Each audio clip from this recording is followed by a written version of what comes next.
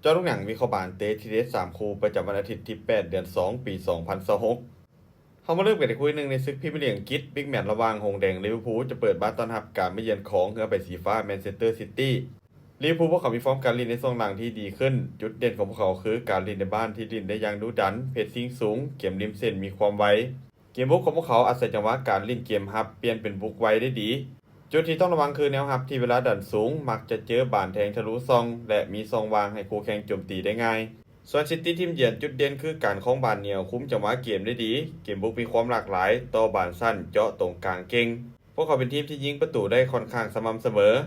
จุดอ่อนยังคงเป็นแนวรับที่มีอาการบาดเจ็บหลายคนเวลาถึกเพรสซิ่งหนักๆมักจะมีการเสียสมาธิคู่เกมคาดว่าลิเวอร์พูลพวกเขาน่าจะบ่ถอยเดินหน้าเพรสซิ่งใส่ตั้งแต่ต้นเกมส่วนซิตี้น่าจะพยายามคล้องบานดึงจังหวะเพื่อลดความไวของเกมของเจ้าบ้านมีโอกาสที่จะเห็นประตูจากทั้ง2ฝ่ายค่อนข้างสูงในเกมนี้การคาดการณ์สกอร์ที่น่าจะเกิดขึ้นหงส์แดงลิเวอร์พูลจะเปิดบ้านแบ่งแต้มกับแมนเชสเตอร์ซิตี้ไปด้วยสกอร์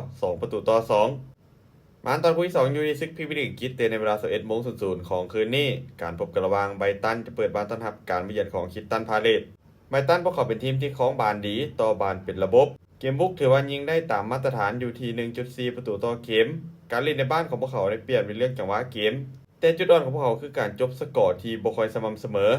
ส่วนพาเลซพวกเขาเป็นทีมที่เน้นความหัดกุมรอจังหวะการเล่นเกมสวนกลับเป็นหลักแต่ปัญหาหลักของทีมคือฟอร์มในช่วงหลังที่ค่อนข้างแกร่งแพ้หลายครั้งติดต่อกันมีปัญหากับผู้จัดการทีม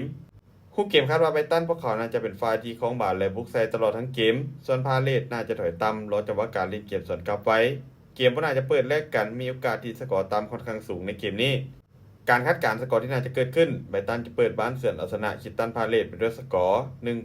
1-0มาตอนที่3ในศึกลาลิก้าสเปนในเวลา 3:00 ของคืนนี้การพบกันระหว่างบาเลนเซียจะเปิดบ้านต้อนรับการมาเยือนของเรอัลมาดริดบาเลนเซียเจ้าบ้านพวกเขามีฟอร์มที่ขึ้นลงในช่วงหลังเกมในบ้านของพวกเขาเน้นระเบียบวินัยลินเกมรับให้แน่นส่วนมาดริดทีมเยือนพวกเขากำลังอยู่ในช่วงฟอร์มที่ดีเกมบุกไว้ใจได้ตัวบุกมีความหลากหลายมีความไวบวกกับความเสียบคมยิงประตูได้ค่อนข้างสม่ำเสมอจุดที่ต้องระวังคือเกมรับนอกบ้านบางจังหวะยังคงเสียสมาธิค่อนข้างง่ายเกมนี้ถ้าหากมาดริดสามารถยิงขึ้นนำในก่อนเกมจะเปิดและเข้าทางของพวกเขาแต่ถ้าหากบาเลนเซียพวกเขายันยูยาวมีรุ่นที่จะเสมอในช่วงหนึ่งแต่ด้วยคุณภาพผู้เล่นความเด็ดขาดยังเอียงไปทางฝั่งทีมเยือนหลายก่อน